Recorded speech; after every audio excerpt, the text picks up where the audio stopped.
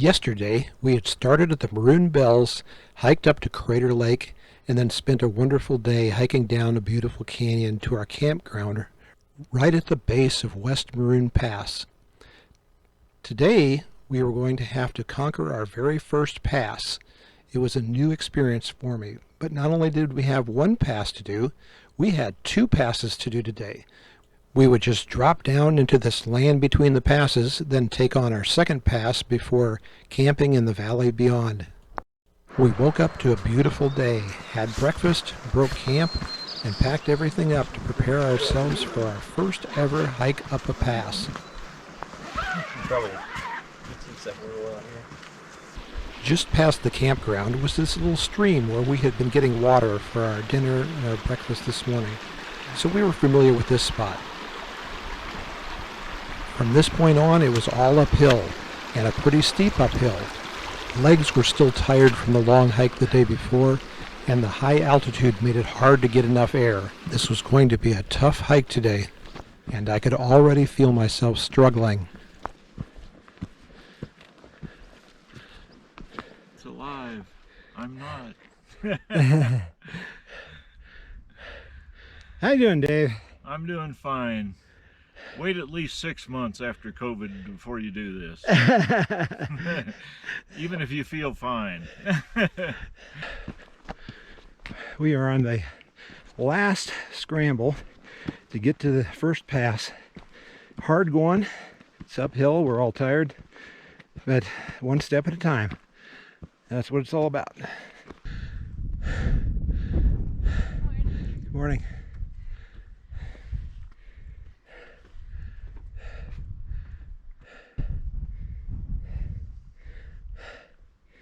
Break time? Always. Mark is in front of us, right?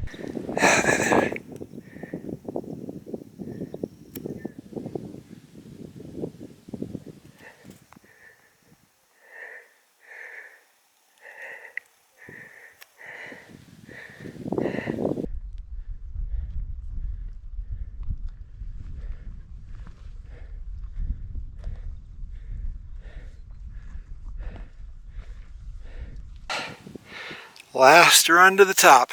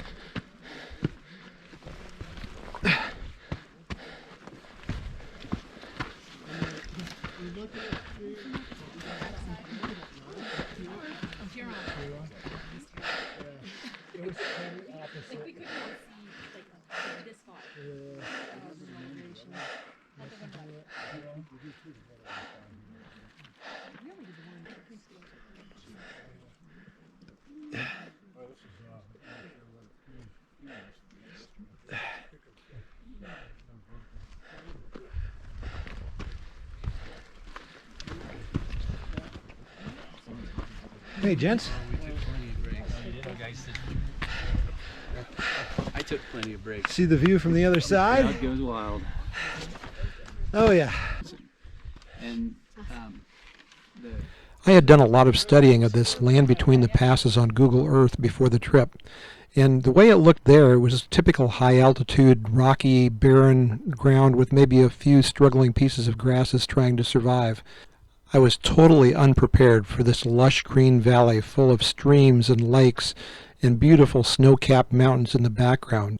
I thought this was going to be a just-get-through-it part of the hike, but clearly it was going to be much more than that. The other discovery is that passes are actually more like portals between worlds. It's like a magic door that lets you step out of one world and into a completely different one. For the last day and night, we had spent going up this valley with Crater Lake on one side and red rocks bounding the other. Now we saw a whole different world with white snow-capped mountains and blue lakes and green meadows. It was completely different. If someone picked you up in a helicopter and took you over to the other environment, you'd have no way to know you were even close to where you were. But here at the portal, you could be in both worlds at once, and it was quite a wonder.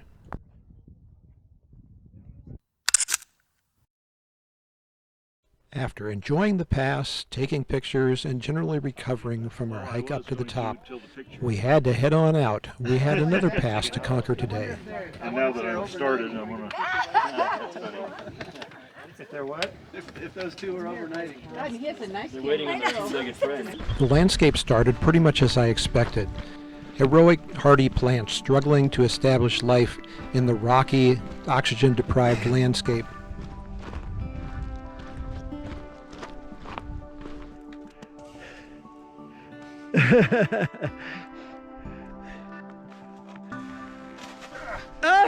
You got me.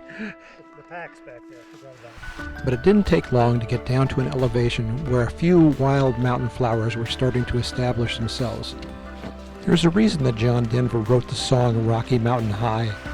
Every backpacker has that thing that drives him to push his body to the limit to experience once again whatever that thrill is.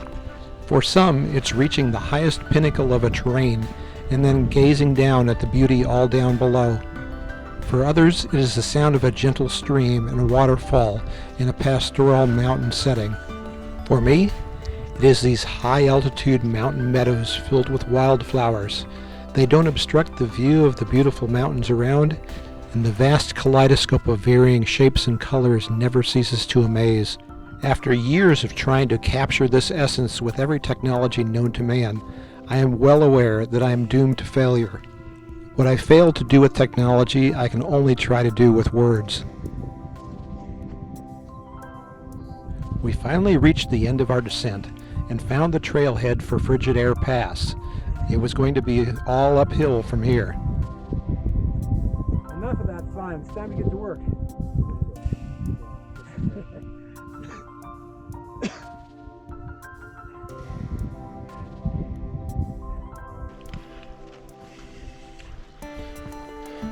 To stay with the drug analogy, I was already starting to get pretty buzzed from all the beautiful wildflowers, but the rest of this trail just left me absolutely stunned. It was pure mountain meadow crack. All thoughts of tired muscles and labored breathing in the high altitude disappeared completely. I didn't so much hike through this area as I did float through it on a magic carpet with an unnaturally heightened sense of euphoria.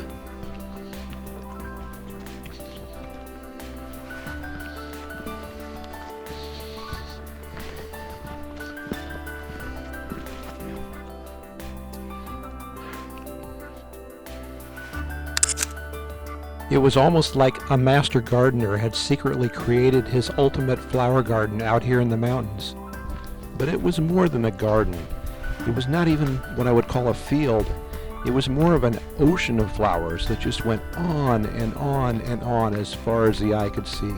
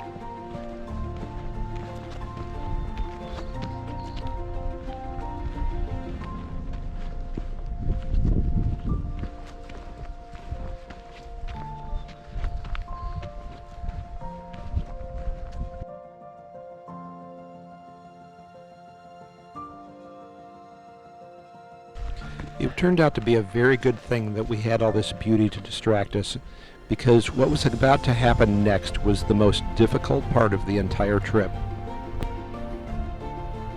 As much as I was enjoying this valley, every good thing must come to an end, and we finally reached an intersection where we had to take a hard right to head up towards the pass. The last final push up to a pass is usually pretty steep, and we started calling these the Stairway to Heaven parts of the trip. This Stairway to Heaven was the steepest of all of them, and would prove to be a severe test for our capabilities.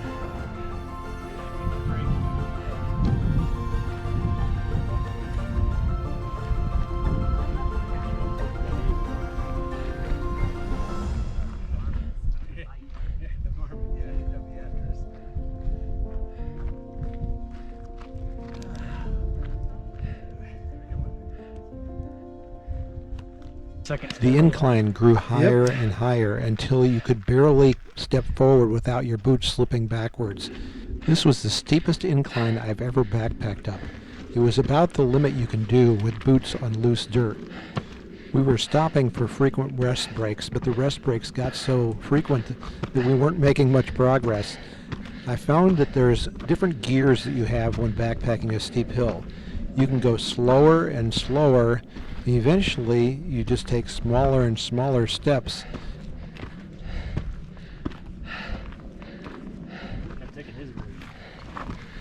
I think we're almost there.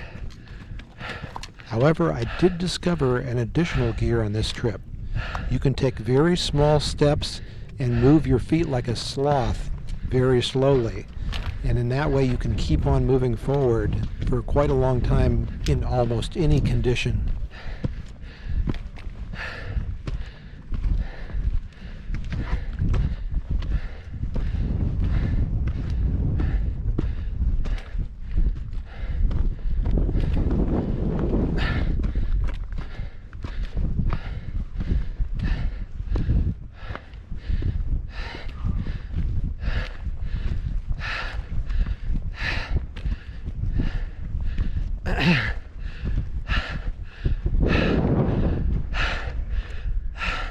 Sit down up here. Two of our hikers especially struggled hard with this last steep hill. As one of them said, "I never want to feel that way again." It was a foreshadowing of some big decisions that were made the next day. As our last remaining hiker struggled up the hill, the rest of us were able to enjoy a bird's eye view of the beautiful terrain we had just traversed. In retrospect, after the trip, we passed a lot of beautiful places and had a lot of wonderful experiences on this trip, but if I could do just one over again, it would be this part of the hike. It would take me quite a while to come down from this rocky mountain high.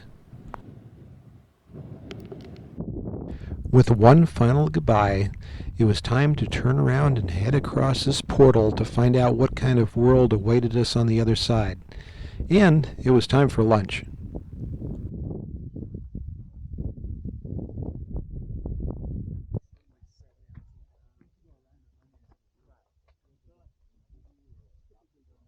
I wonder if the other ones will be just as sketchy. Probably worse. Oh, we got two passes left.